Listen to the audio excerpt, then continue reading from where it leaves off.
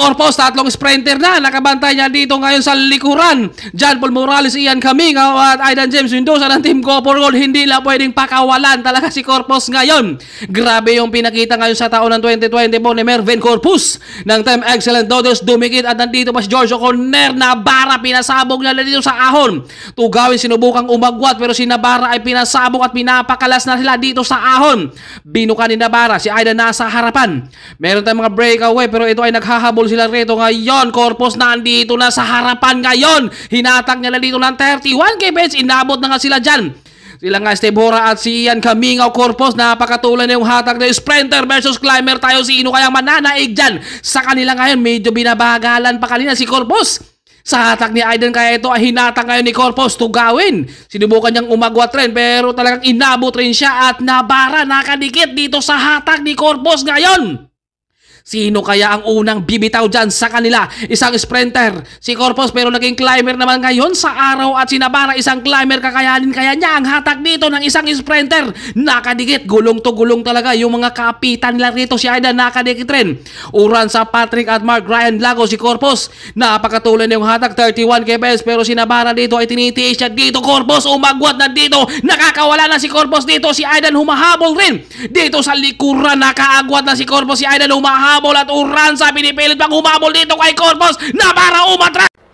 Corpus, binabanatan pa niya dito yung mga amateur ngayon, no? Pero hindi rin talaga nagpapaiwan rito. Si Aaron, kapit na kapit talaga sa likuran. Tinitiis siya rito ang labas si Corpus ngayon. Ang tuloy ng atak dito ni Corpus ngayon, no? Si Aaron nakakapit dito ngayon dahil mayroong breakaway. Kailangan idikit ito ni Corpus ngayon dahil naiwan nga siya dito sa peloton. 5 ang first group natin pero si Corpus dito dinadala niya dito at si Aaron naman tinitiis niya rito. 72 kbs na sila rito dahil patag to. Kayang-kaya talaga pumanay kapag open pro na. Nagbabanatan na dito ngayon si Corpus. Ang iniiwasan nila dito na hindi masama si Corpus sa kalang remate dahil alam nila na matindi yung remate ni Corpus talaga. Mahirap pigilan na ngayon si Corpus. Marami nagtataka pero ensayo lang talaga ang kailangan para lumakas. Kung kanina ay bati-bati sila sa kalang breakaway, kung mga nagpapalitan sila ngayon ay pakalasan naman sila dito. Ito yung abangan natin dito sa kalang breakaway dahil pakalasan na. Kung kanina usap-usap sila, napalitan muna, ngayon wala na tong palitan. Ito Uranza, umangat din si Uranza. Habol naman kagad dito si Corpus, Marcelo at si Marco nakadikit rin. Andito si Daniel, talagang grabe yung mga breakaway natin. Pakalasan na naman, Marcelo umangat na naman sa kaliwa. Umabol na naman dito si Corpus. Kaya mapapagod talaga dito si Corpus sa kakahabol dahil pinagbabanatan dito si Corpus. Pinagtutulungan na naman dito si Corpus para kumalas. Pero napakahirap pakalasin dito si Corpus ngayon dahil hindi natin masasabi na walang mga ensayo dahil napakatulin niya nila. Si Daniel umangat na naman dito sa kaliwa. Mapapagod talaga dito si Corpus sa kakahabol dito dahil pinagbabanatan talaga siya rito na papakalasin siya dahil iniwasan nila dito na hindi makasama si Corpus sa kalang remate. Pero napakahirap pakalasin dito si Corpus. Kung kanina ay talagang sama-sama at bati-bati sila sa kalang remate, ngayon wala nang. Kumbaga wala ng kampihan to, pakalasan na to yung ginagawa. Si Corpus umangat rito, makakawala na kaya siya dito. Corpus nakaagwat na, Uranza, Marcelo at kumalas yung dalawa.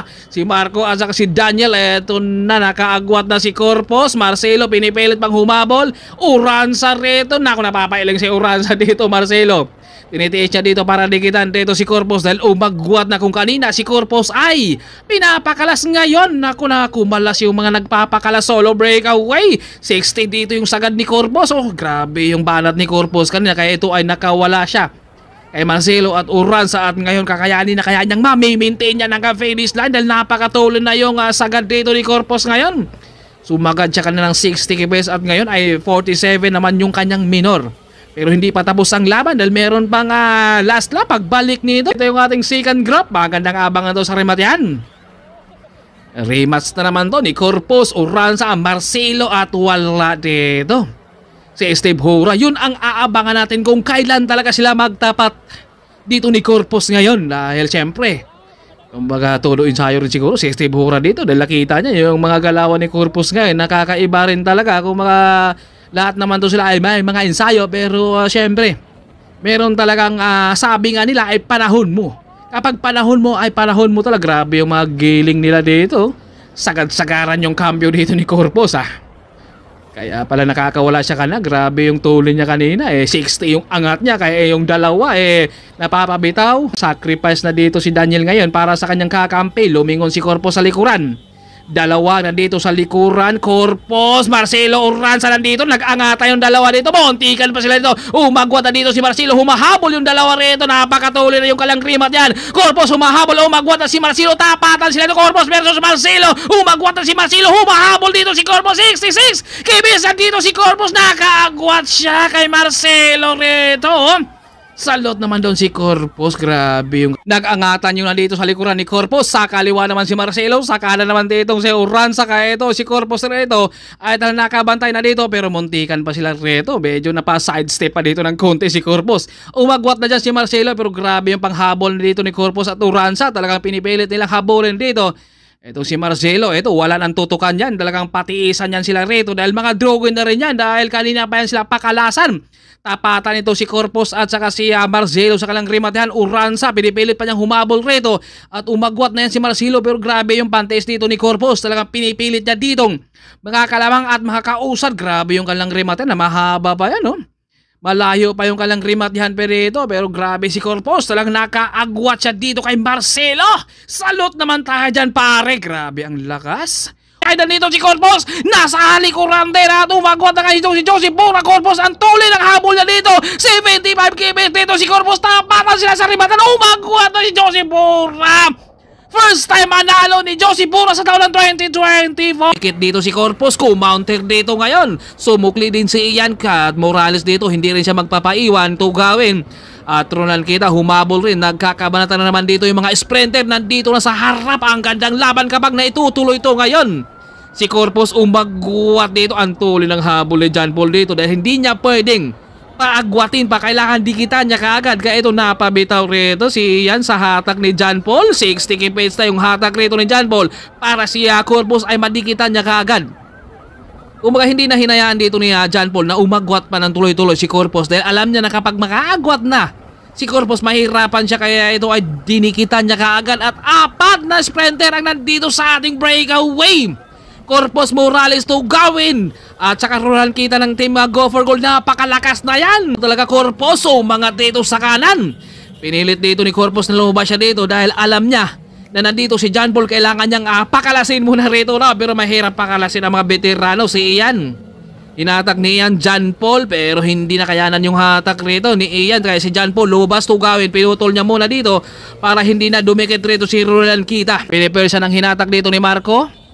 Ni si Corpus din, nakadikit rin sa likuran at si Aidan at Uranza nandito sa likuran, dinadala na dito ni Marco para hatakin nila yung alang grupo na nandito sa likuran. Ang handang rumimati rin, dalawang sprinter, pwesa ng hinatak, binuka ni Marco.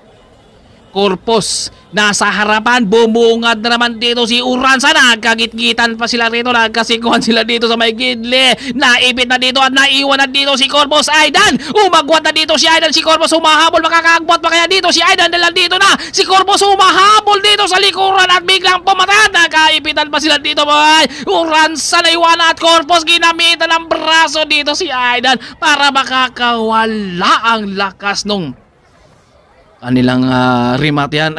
Ito humarap dito si Uranza pero nagkagitgitan muna sila rito. Nagkaipitan, nagkasikuan silang dalawa rito. Buti na control dito ni Corpus. Ito nakagwat na dito si Aidan dahil naipit si Corpus dito at sinubukan na dito ni Aidan na puwersahin pero malayo pa yung finish line at si Corpus dito pinantayan niya muna at bago tumutok rin sa likuran. Tumutok muna si Corpus dito sa likuran ni Aidan at biglang kumaliwa rito at ito nagkaipitan na naman sila rito. Ito atakbuhan yung mga nasa gidli dyan at tumingin dito si Corpus. Ginamitan na ng braso niya dito para makakawala pero malayo pa yung finish line. Buti hindi sinundot ni Aidan. Congrats sa lahat ng mga nanalo. Hindi naman siguro sinadya yung nagkagit-gitan sila. Banat na dito si Jomar. Dumikit naman kagad dito si Rostom Lim, Corpus and Landerson. Lumingon sa likuran dito si Jomar. Nagpaiwan na siya dahil wala na siyang pangrimate. Rostom Lim bumabanat Corpus. Landerson ang nasa likuran din nadala dito. Hinahatak ni Lim. Napakatuloy na yung kanyang rimatehan. Nakadikit naman si Corpus dito. 56. Ito si Corpus pinipilit ng pambantay dito at biglang umagwat dito si Corpus at umahabol ito. Nagkasundutan sila sa guhit doon. Fly high, sabi ni Corpus pa yung kanilang rematehan. Ang ganda ng tansado talaga. Oh. Jomar dito bigla niyang inangatan at si Lim kumapit naman kaagad niya dito dahil si Corpus ay hindi niya tinutukan kaagad dahil kakampi niya at si Lim ang tumutok rin kay Jomar. At si Corpus nasa likod natin itong si Landerson at bigla namang binuka ni Jomar dito dahil naisip niya na wala talaga siyang pangrimate at inangatan kaagad ni Lim dito. Malayo pa yung angat dito ni Lim. Corpus dumikit naman kaagad dyan. Landerson nakadikit rin sa likuran. Layo ng angat dito ni Rustum Lim.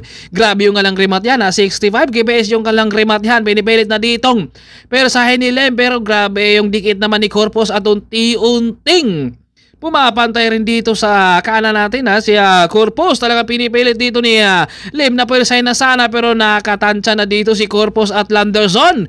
Pinipilit rin humabol rito kay Lim. Talagang tinatansya rin niya na makakalamang siya dito sa bike throw nila nakalamang ang ating champion si Corpus, Landerson at Lim. Ang pang-apat natin si Jomar dyan.